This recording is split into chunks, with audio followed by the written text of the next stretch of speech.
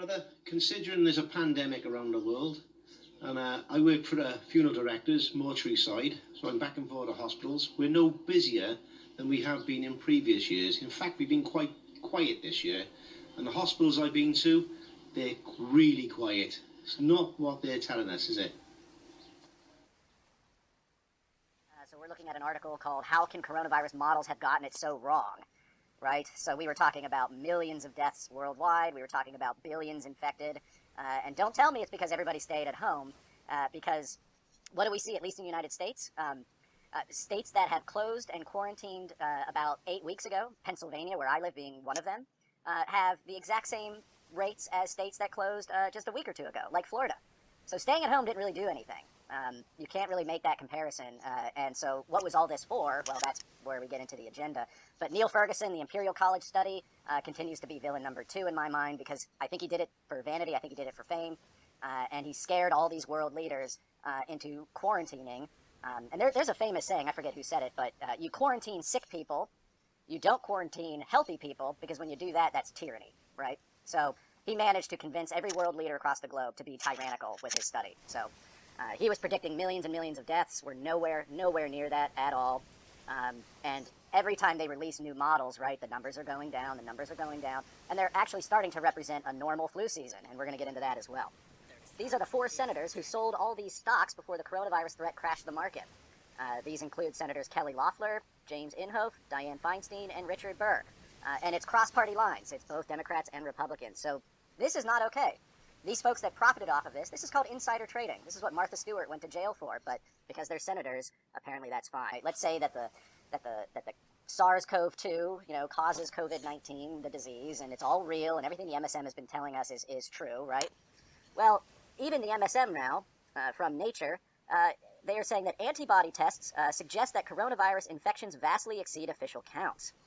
That sounds pretty scary, right? But when you put it into context, what that means is that most of us have already been infected with it.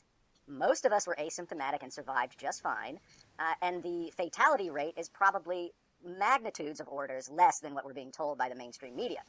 And we pointed this out months ago. Well, not months, maybe a month ago. We pointed out the difference between the Imperial College study. Neil Ferguson, right, villain number 2, predicted that nobody had any immunity and that this was a brand new virus, and that from case 1, that was the starting point of the infection model. What did we see? We saw that model didn't hold up at all.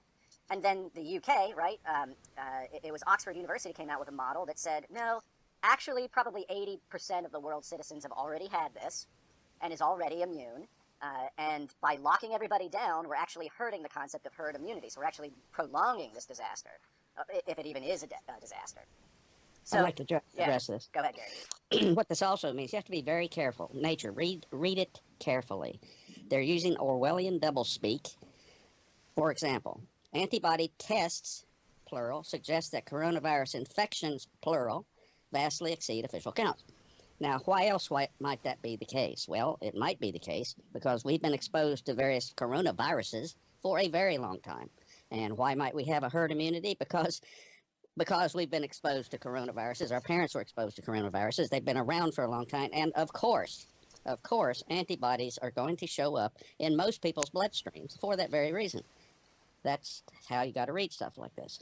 Yeah. Which reminds me how we were talking about a week or two ago about how are we even testing for any specific SARS-CoV-2 thing, or are we just testing for generic coronavirus, which includes the common cold? The data is all over the place, really, but at least even the MSM right now is talking about, well, we're actually probably already have herd immunity, and we probably had it since December. So that's where the MSM is going. And Tony, this is what you've often referred to as the exit strategy. Would you mind maybe share a little bit about what you mean by an exit strategy? Sure. So an exit strategy is basically a way to return to some sort of normalcy so that people aren't, like you were saying, people are terrified, and so that they don't walk around terrified or thinking that their neighbor is some infected person that's going to kill them, or by going to the grocery store they're going to die, and that's where people are, and so they need a way to sort of dial that back, because I don't think this is the long-term plan, right? This isn't the boot stepping on our neck for the rest of our lives. This is a rollout of some things, but rolling back. So to roll back, you need that exit strategy. And an exit strategy is you've already had it, and we also have a way to treat it. If you do that, then everyone's like, oh, no big deal. Okay, we're fine. And that's the only way out. So the mainstream media has to have some type of exit strategy, because people are waking up, and we're going to get into that in a second. People are waking up that a lot of this is probably BS. So even according to this Nature article and the underlying study of it, they're expecting a 50-fold increase in the number of people who are infected or who had been infected. So using the United States as an example, and I know that we have many international folks, so please look at your own numbers and do this same math. We are looking at, so in the U.S. we have close to, 700,000 cases, I think? If you multiply that by 50, we are in, the 40 million range, the 35 million range of infections?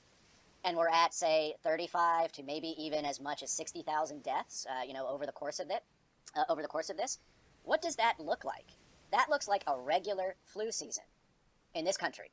In this country, last year, we had It was 60 million infections of the regular flu, and we had about 60 to 70,000 deaths from the flu in this country last year.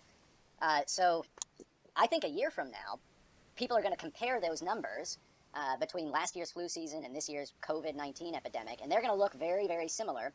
And one thing that we want to keep pointed out is that if the flu season in 2020 in your respective country was massively deflated, what does that mean? That means that they were just attributing flu to the COVID numbers.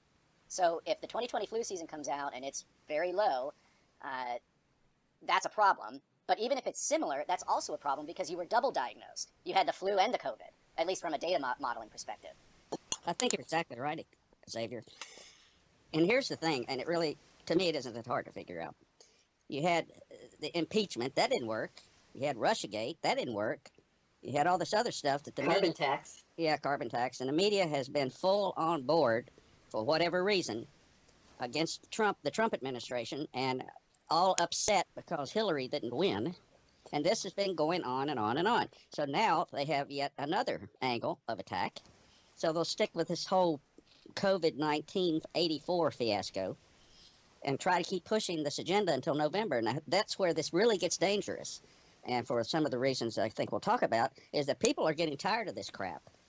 Me, for one. And just kind of on the same line, the splitting of the nation between those two groups of people is going to be such a big dividing line, even within households, even within families and communities. There's even in my community, most people are wearing masks, and they're looking at me like I'm an asshole for not wearing a mask. Mm-hmm. And so, we saw this after 9/11. We saw truther people living in a society with, wow, you think 19 guys did this? Now we're living with something very similar, which is, wow, you think this is actually a real pandemic? And it's a very weird paradox to be living in. Yeah, alternate realities living in one. One of the things I like to say is, so you're telling me that all these buildings on 9/11 were atomized, right? Basically reduced to dust. Yet the hijackers' passports were found in the rubble, right? I've always kind of laughed at that idea, right? An entire building. Three buildings, 2 planes. Let's do some math. Billions and billions of tons of steel and concrete was literally atomized, right? So they just vanished. And you're telling me that a paper passports of the hijackers were found? No way. So to me, that's kind of similar to this whole virus thing. So you're telling me that this virus that's supposed to kill millions of people and then doesn't, you're going to pat yourself on the back when you walk out because you did your part by staying at home, and yet look at the damage it's done everywhere. I mean, livelihoods are destroyed. Suicides is up. Drug overdoses are up. It's a very scary. Oh, civil liberties. I mean, right? The Constitution has just been shredded to pieces. They're arresting people for visiting their moms and dads in Michigan. I mean, it's crazy. At what point are you going to say, well, there aren't body bags in the streets, and maybe I was lied to. At what point does that happen? Step back and look at the younger generations. These people film themselves eating frickin' a peanut butter sandwich. If there was a million people that had corona, there would be vlogs everywhere. There would be Twitter, Instagram, everything. Follow my disease, and you'd have tens of thousands, if you believe the numbers, of people saying, look, I've got it. I'm sick. I can't even breathe. I'm in bed. And every day they'd be filming themselves because that's what this generation was taught to do. Just your social upbringing. And we don't see it. You don't see the people showing themselves being sick. The people that really believe this all, they would be in droves trying to get clicks and likes.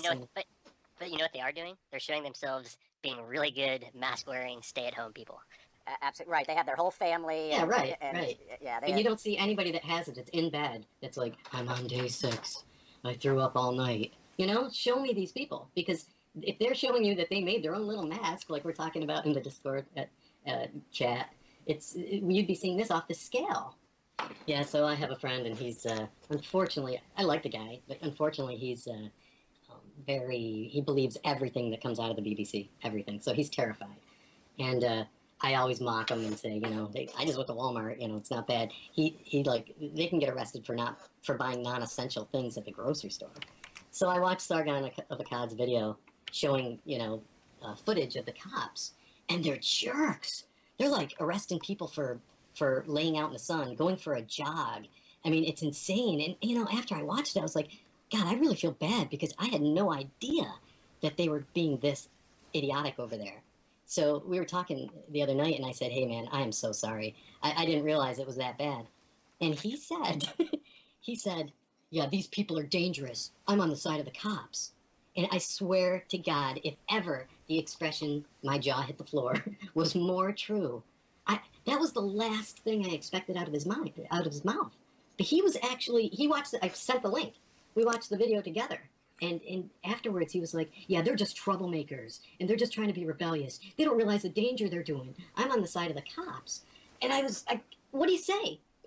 What do you say to them? Divide and conquer. You say So divide and conquer. all I said to him was, you know, you're in a really different situation than I am here. So, and then change the subject, because I'm not going to change this guy's mind. How? How do you change someone's mind who truly believes the garbage, like, to that level? that what we're seeing is that this looks exactly like an exosome. So what is an exosome?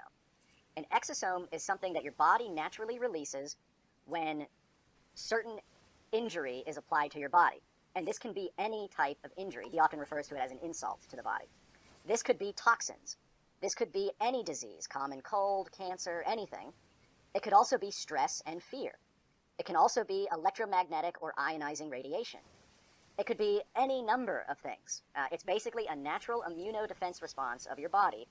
And an exosome is essentially like a garbage truck. It goes out there and it cleans up whatever your body has been fighting a war with, whether it's a toxin, radiation, disease, whatever it is, stress, fear, anxiety, whatever it is. These come out and collect all the garbage and kind of get rid of it, or otherwise process it and get it out of your body. When you look at the COVID-19 viral molecule, or whatever you want to call it, and you compare it to an exosome, they look nearly identical. So now he says this isn't a reason to feel relaxed. What he is hypothesizing in this video is that we're actually being exposed to some type of toxicity in our environment.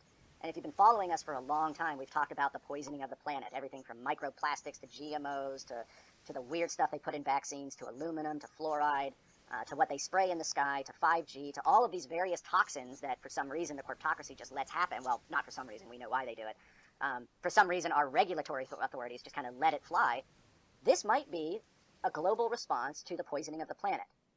So that's what this doctor is theorizing. He's saying there is no virus. We are being exposed to some type of toxin in the environment, which is very spooky when you think about it, because everybody wearing masks, everybody wearing gloves, you know, none of that works if it really is a toxin in our environment and not an actual virus. Well, I'm not sure if it's the next slide or what, but there's a quote from a virologist basically explaining that exosomes are in fact just viruses, and they've reclassified it, they've renamed it, and this is a big piece in this puzzle that we're talking about right now, and I think this is going to be really good fuel that we can give people as information, just to kind of combat what's going on right now about the fervor. Yeah. So here's an interesting slide from this physician. Exosomes have a diameter of 500 nanometers. COVID-1984 has a diameter of 500 nanometers. The receptors that exosomes attach to in your cells use the ACE2 receptor. So does COVID-1984. Exosomes contain RNA. COVID-1984 contains RNA. What are they testing for? RNA. And where do you find exosomes? You find it in your lung fluids. Where do you find COVID-1984? You find it in lung fluid. So it's a little spooky if this is true. Why hydroxychloroquine works on COVID-1984? The reason it works is that it's releasing lysosomal cells, which are used, they're very similar to exosomes, which are used to digest toxins in your body. This is also why the anti-malaria drug, right, that's what hydroxychloroquine is, that's why it works against malaria, because it's very difficult to fight viruses with medications, right? That's why we don't have, really medication to fight the common cold. You have to essentially alleviate the symptoms of a virus. And that's why hydroxychloroquine, that's why vitamin C, those types of treatments work, because you're not really attacking a virus, you are attacking toxicity, and you're creating a situation to support your immunoresponse to toxins. So pretty fascinating. And that also brings up the point of the malaria belt. I don't know if anybody's heard of the malaria belt, but in places like Africa, Thailand, these hot places where malaria is found in large numbers, is a lot of times their populations are treated preventatively for malaria using these types of drugs, which perhaps is fighting the toxins and not any particular virus. So they say in 2012, the pandemic that the world, this is the opening paragraph of the Lockstep scenario. Lockstep is defined as a world of tighter, top-down government control and more authoritarian leadership with limited innovation and growing citizen pushback. Does that not describe the entirety of what the world is seeing right now? The opening paragraph of this section says, in 2012, the pandemic that the world had been anticipating for years finally hit. Unlike 2009's H1N1, this new influenza strain was extremely virulent and deadly. And it goes on to explain that, 20% of the global population was infected. It killed about 8 million people in 7 months. The majority of them were healthy young adults. It debilitated industries. It locally, normally bustling shops and office buildings were empty for months, devoid of employees and customers. The entire world screeched to a halt. So this opening paragraph talks... Oh, yes, I'm definitely going to be giving you all a link to the Rockefeller study, not only in the YouTube description, but also if somebody can share it on Discord, that'd be appreciated. So the opening paragraph of the Lockstep Scenario Initiative uses a pandemic to justify the authoritarian response of world governments everywhere across the globe. And that's exactly what happened in 2020, exactly 10 years ago on May 1st. So are we... And they're right on track for Agenda 21. Right on track. So when you put these pieces together, when you have the Rockefeller Foundation anticipating these different scenarios 10 years ago, almost to the dot, and they talk about a lockstep scenario playing out specifically due to a pandemic, creating a world of tighter top-down government control, authoritarian leadership, and growing citizen unrest, is exactly what we're basically on the cusp of right now. And this is where we talk about the battle lines being drawn, the battle fronts that need to be drawn. We talk about mandatory vaccines. We talk about toxicity. And Gary, you mentioned a lot about the Deagle report. Would you maybe share a little bit about the connection between those two? Well, without having it in front of my face, I think I've looked at it enough to get a pretty good idea of what it's all about. What they're predicting is a fairly significant population reduction and GDP reduction, mostly in the technological world, in the Western world, ought to come about 2025. And they have a long, if you haven't read it, you need to check it out. They have a long list of disclaimer, I guess you'd say, where they talk about what they're talking about, how they're talking about it, what they're not talking about, and who they are and who they aren't. So that's very well worth studying, because it actually creates more questions than answers. But when you see that, for whom the report is named, was a functionary in the Rockefeller Foundation, as well as being a high-level U.S. government bureaucrat. So these are some things. I think a lot of people like to poo-poo the Deagle report, but I think as we see the direction that the world is traveling, the trajectory that we're on right now, it's very consistent with what the Deagle report is predicting. Thank you, Gary. Yeah, and their connection to Rockefeller is undisputed.